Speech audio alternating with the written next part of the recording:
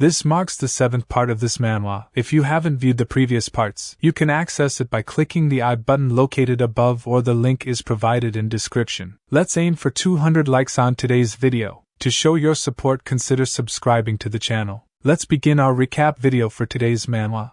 The attacker was none other than Jipyeong, the younger brother of Hojeong. However, Hojeong easily blocked his attack, causing Jipyeong to be pushed back. Duksang asked the second young master what he was doing. Jipyeong didn't respond and rushed forward again to attack, launching multiple attacks that Hojeong blocked. He then attempted a thrust with his sword, which Hojeong also dodged. In response, Hojeong swung his spear at Jipyeong, but stopped before making contact. Jipyeong noticed the strength behind Hojeong's attack and sighed, acknowledging that he could not defeat him. Hojeong replied, acknowledging Jipyeong's skill as a swordsman, and expressing that if he let his guard down, Jipyeong would soon catch up to him. Jipyeong remarked that he felt the need to rush and chase after Hojeong, as there was someone he believed he would lose to if he did not. He then asked if Hojeong was leaving, to which Hojeong confirmed. Jipyeong expressed his desire for Hojeong to have said something before leaving, feeling that wanting to be together was his own selfishness. Hojeong reassured him that he would return soon, questioning the point of the conversation. As Hojeong departed, Jipyeong thought to himself that he would diligently chase after his brother, and Hojeong acknowledging the path ahead as that of an Asura and vowing to never put his brother through that again. Jipyeong bid his brother farewell, bowing before him. As he watched his brother leave, Jipyeong thought to himself that he would diligently chase after him. At the mountain range near the Yeon Clan, Yeon Gun, the patriarch of the Yeon Clan, was cultivating. His cultivation was interrupted by Yeon, who remarked, "He will catch a cold practicing like that." Yeon Gun replied, "The weather's good for the first time in a while." Yeon handed him a report and said, "This is the report from the spies they planted in the Yeon Clan. It seems that the patriarch of the Yeon Clan succeeded in finding the martial arts of their ancestors." Yeon Gun stated, after digging up the martial art, he immediately buried the hundreds of workers. "Patriarch of the Yeon Clan, how could you engage in such evil? What is the Yeon Clan's response to the business proposal?" Yeon noted, "They haven't replied yet. The patriarch of the Yeon Clan seems to be an overly cautious man." Yeon Gun remarked, "He's a frustratingly great man. Isn't it the patriarch's job to be cautious?" Yeon exclaimed, "Maybe that's why, but the spies haven't reported anything much, even though this is the 5th one." Yeon Gun think 5th? Yeon asked. "Could it be that they caught the spies?" Yeon Gun replied, "No. If they only had one, that could be the case, but they planted 3. Besides, there's no way Taekyung would be discovered that easily." As he thought about the whole situation, a servant reported, "Patriarch, a large-scale information control has been imposed on the entire Jiangsu province where the Green Mountain Yeon Clan is." Yeon Gun questioned, "The entire Jiangsu province?" The servant replied, "Yes. It's also expected that the connection between the Rough Wind Pavilion and the spies will be disrupted." Yeon remarked, "It's at a scale that's far too large for it to be possible with only the strength of the Yeon Clan." "That means," Yeon Gun stated, "he thinks the same thing, that someone is helping the Yeon Clan. An expert who is skilled at handling information at that." Yeon thought, "An expert in information control. Could it be the beggars?" Meanwhile, a strong wind blows and scratches the face of Yeon Gun, who remarks, "This is quite fun." He activates his lighting key, which surrounds his whole body, and swings his sword at the mountain behind him, splitting it in 2. As he leaves, while stating they will have to bury the Yeon Clan faster than they anticipated. 5 days later, at a pavilion in Hinam Shankyu, a servant observes Duksang and comments, "He is a glutton?" The others are shocked to hear the sound of Hojeong's axe dropping to the floor. Hojeong picks up the axe and tries to place it on a nearby wall. Meanwhile, one person remarks, "What kind of axe is as big as a person? He looks like a delicate young man, but his weapon looks brutal." Another person exclaims, "The person next to him is a beggar? Is he a person from the beggar sect? They're a combination that doesn't go well together." Hojeong says he won't take any, so slow down. Duksang replies, "Let me be. He ran non-stop from Jiangsu to here. This is the first time in his 30 years of his beggar life that he has been this hungry." Hojeong notes, "He is always hungry." Duksang retorts, "He rode a horse, but he ran with his 2 feet." Hojeong states, "That's why he said to ride with him." Duksang asks, "Have you ever seen a beggar ride a horse?" Hojeong remarks, "Eat as much as he wants. It's on him." Duksang thank him. During their conversation, all the people become confused. Upon finishing his meal, Duksang inquired, "So when is he going to tell him?" Hojeong, puzzled, asked, "What is he talking about?" Sang proceeded to explain that they were in the Hinam area, right next to the Yeon Clan, which is quite far from the Yeon Clan. He expressed his curiosity, asking, "Just why did he come here?" "He is dying to know," Hojeong stated. "For a very simple reason." Yeon Gun inquired if the first young master of the Yeon Clan was in Hinam Shankyu. Servant confirmed that he was. Yeon Gun then pondered the reason for his presence there. Sang remarked that Yeon Gun would likely have received news of their whereabouts by now, would be unaware of their purpose for being there. Additionally, Sang noted that the spies had been eliminated and the beggars were now controlling information in Jiangsu province. Hojeong noted, "That's right, but he didn't give him time to think since they moved so abnormally fast. He'll be quite anxious. He'll try and contact them at all costs to find out." Yeonhwa added, "They need to make contact for now." Yeon Gun stated, "She is right. But something isn't clear." He pondered, "The Yeon Clan occupy Hinam. Could it be that they found out about the alliance? No, even if they tortured the spies, they couldn't have found out. Neither Taekyung nor Nile has ever brought up the Yeon Clan." Sang asked so that they are waiting for someone from the Yeon Clan to arrive, but Hojeong replied that the Yeon Clan would not come. He believed that Yeon Gun would not take action unless he was absolutely certain, as he had always been steadfast in his decisions as the leader of the Murim. Hojeong then stated that the Yeon Clan would likely be the first to arrive. In the meantime, Yeon Gun instructed to contact the Yeon Clan immediately and to prevent any rash actions by the first young master of the Yeon Clan. He advised to send someone from the Yeon Clan to investigate this situation promptly. 6 days later, Hojeong was approached by someone who asked, "First young master of the Yeon Clan?" Hojeong inquired, "Who is it?" The person, named Myeong-do, replied, "The Yeon Clan has come. There's someone who wants to see him, so free up some time." Hojeong stood up and said, "Of course, he will free up time, even if he has none." A little while later, in a nearby forest, Myeong-do pointed and said, "She's there." As Hojeong moved towards her, Myeong-do remarked, "Look here, he should drop his weapon before he go." Hojeong smiled at his remark, which angered Myeong-do, who exclaimed, "You bastard!" However, the assassin squad leader of the Yeon Clan, Myeong-anji, intervened, saying, "Leave him be. That's an enormous axe." He heard that the main weapon of the Green Mountain Yeon Clan was the sword. "Isn't it heavy to carry that around?" Hojeong placed the axe on the ground, and upon hearing the sound, she became quiet. Hojeong inquired, "State her business." The woman asked, "Where's the beggar?" She kept looking for him but couldn't find him. Hojeong replied, "He doesn't know." "So what business does she have?" The woman remarked, "Don't be too hasty, little brother. The night's long, so let's calmly talk." Hojeong asked, "Does she not understand what he is saying? Then he will speak instead." "There was a spy who's been hiding in his clan for the past 10 years. The woman inquired, "What is he talking about all of a sudden?" Hojeong continued by saying, "It caused him a lot of pain, having to weed out all the spies and sort everything out. Really, both him and his father diligently ran around, and there were jackals who had joined forces with that stupid clan to try and devour his clan." The woman stated, "Spies? Jackals? She doesn't know what he is talking about." Hojeong noted, "It's funny if she think about it, because the bastards who are most desperate are the Yeon Clan. But she came first? It's almost as if she received a request to capture him." She thought to herself, "Could this bastard have used himself as bait to lure them in?" Hojeong declared that he was going to kill them all anyway, but demanded an answer. Were they the jackals he was looking for? She sighed and admitted that they were indeed the assassin squad, ordered to meet him and find out his plans, even by force if necessary. She had wanted to handle the situation gently, but since he already knew everything, there was no point in trying to deceive him. She ordered his squad to make him kneel. As Myeong-do prepared to attack, Hojeong swiftly moved behind him and delivered a strike that made Myeong-do vomit blood and pushed him forward. Seeing Myeong-anji rushing towards him, and she used the technique to grab him and prevent him from falling, Hojeong rushed between the squad and struck the ground with his axe, causing a disturbance in their vision. She wondered what has happened, noticing blood on her cheek. She immediately focusing her ki in her eyes to locate him. Feeling murderous intent behind her, she ordered her squad to attack while pointing north. The squad members rushed towards Hojeong from all directions, but instead of injuring him, their weapons broke and they were all get injured.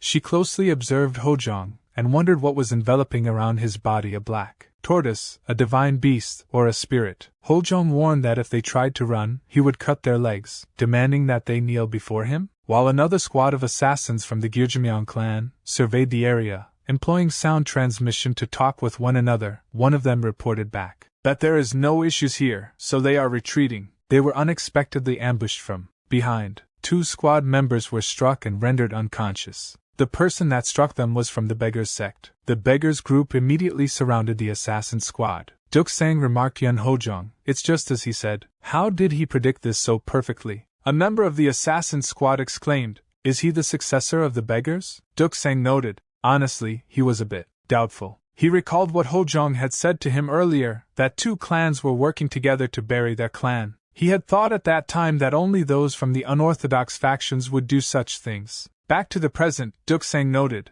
but they recognized him in an instant? As expected, even though they are of the Orthodox faction, they are doing such things. Strongest clan in the world, my ass. Throw away that title and throw away their testicles while they are at it. You fucking bastards. He ordered his subordinates to attack them.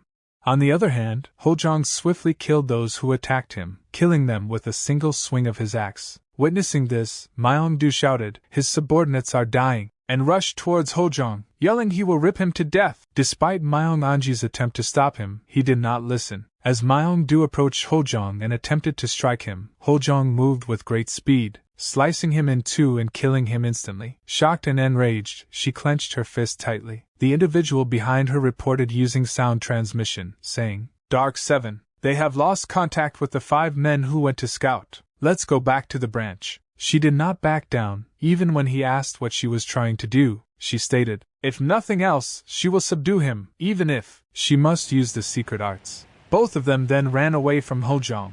Observing her, Hojeong remarked, "Forest where long weapons are at a disadvantage. She is using her head, assassin squad leader of the Yeon Clan." Shortly after fleeing from Hojeong, the individual arrived at the location where they had lost contact with their scouts. Upon discovering all of them tied to trees with ropes, he was taken aback. Approaching one of the scouts, he urgently inquired, "What happened? Who did this to them?" The scout simply replied, "B." Perplexed by the response, he pressed for clarification, asking, "What do he mean by B?" Meanwhile, Duksang emerged from behind with a stick and swiftly struck him on the head, causing him to collapse unconscious to the ground. Duksang declared, "They are cleaners of the streets," and instructed his subordinate to restrain the fallen individual as well. As the subordinate moved to comply, Duksang contemplated the situation, recognizing the need for more evidence before taking further action. He acknowledged the involvement of the Yeon Clan as the opponent, emphasizing the importance of avoiding reckless actions that could incite public backlash against the Yeon Clan or the Beggars sect. Planning to revisit the situation after young Master Yeon captured the final person, Duksang maintained a professional and strategic approach to the unfolding events. In that moment, he detected Hojeong's hostile intentions. Channeling his inner energy, he swiftly cleared a path with his stick and utilized the 10,000 village autumn gust technique to approach Hojeong, stating he instructed him to apprehend them alive, not to kill them. Meanwhile, Hojeong ventured into the thick forest, trailing Myeong-anji, the leader of the Yeon Clan's assassin squad, which taking cover behind a tree, he employed the 4 guardian gods technique to shield himself from potential ambushes. Contemplating the situation, she pondered, "What is that peculiar sound? Is he harnessing some kind of monstrous power within him? It seems formidable, akin to the martial arts of the main clan." Her musings were abruptly interrupted as Hojeong caught sight of her and launched an offensive. She swiftly evading his strike, but he stated, "Is that all she has got?" In response, she executed a calculated attack that narrowly missed Hojeong but captured his attention. She asserted he has no reason to boast. He is not the only one hiding secret martial arts. During the ongoing skirmish between Hojeong and Myeong-anji, it was apparent that she held the advantage in the forest, limiting Hojeong's ability to effectively use his axe. As she landed a powerful blow on Hojeong, he displayed signs of severe pain and spat out blood. Hojeong recognized the martial art technique being used against him, which had previously been successful in breaking down the clan plaque and withstanding the attacks of the Iron Wall squad. He acknowledged the opponent's formidable strength and skill in combat. He pondered, is this what his clan suffered? As he coughed up a significant amount of blood. Observing his condition, she remarked, "It looks like he is ready to come with them now." Meanwhile, he continued to reflect on the hardships his father and Jipyong endured. Despite her threat to break his arms and legs, he skillfully evaded her attack with a surge of his ki. Seizing her by the head, he forcefully slammed her to the ground. As he swung his axe at her, she effortlessly blocked it, explaining, "That's futile. This is the clan's secret art. A foolish axe attack like that won't work." But he continuing his assault, Hojeong relentlessly struck the woman with one axe blow after another. Soon she found herself struggling to fend off his relentless attacks, pleading for him to cease. Hojeong coldly remarked, "Your people didn't stop." Just as the tension peaked, Duksang intervened, attempting to halt Hojeong's rampage. Ignoring Duksang's efforts, Hojeong continued to swing his axe furiously, declaring, "Your people didn't stop."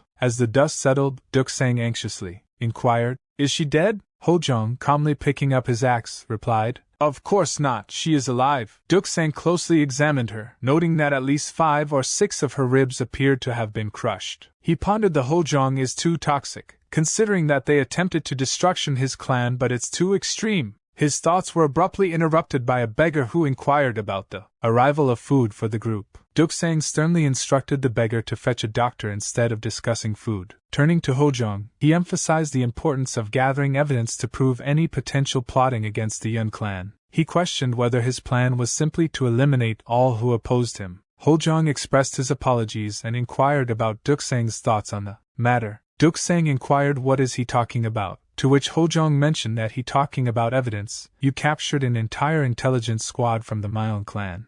Duksang stated that more concrete evidence is needed, as simply interrogating the captured individuals may not be enough if the Yeon Clan denies involvement. He emphasized the need for time to fully assess the extent of the Yeon Clan's activities, suggesting that a squad of similar size may be hidden in Jiangsu as well. When asked about the timeline for the investigation, Duksang estimated that it would take approximately 1 month, even with assistance from the Dragon Head Union leader. Hojeong considers the current situation to be too late and questions if there is a faster yet reliable alternative. He then inquires about the difficulty of taking down either the Gyujimyeong or the Yeon Clan. Duksang responds by likening the question to comparing the strength of a tiger and a lion, stating that the Yeon Clan would be the harder opponent. When asked why, Duksang explains that it is due to their prestigious history and the perception of them in the world. Hojeong agreed with him and believed that the Gyujimyeong clan's history spans approximately 100 years, making it incomparable to the Yeon Clan.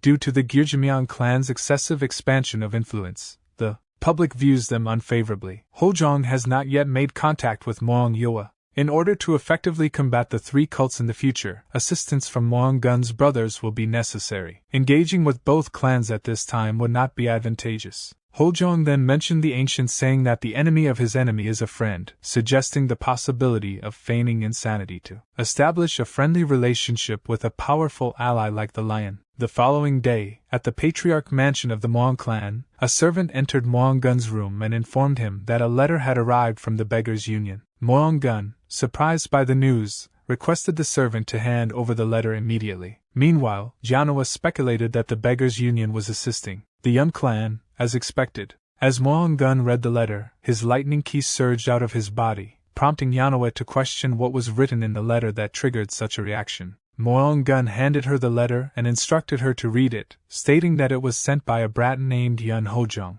She inquired if he was referring to the first young master of the Yeon Clan. Yeon Gun smiled and confirmed that it was indeed the elder son of patriarch of the Yeon Clan, which he found impressive. He jokingly asked when he had managed to raise such a monster with his seemingly dull appearance. As she carefully read the letter, she was taken aback by its contents, which suggested that they should come to Hunan together to bury the Yeon Clan. The 7th part of this manhwa concludes here. The 8th part will be shared once there are at least 3 to 4 new chapters released. To show your support, consider subscribing to the channel. Catch you in the next episode.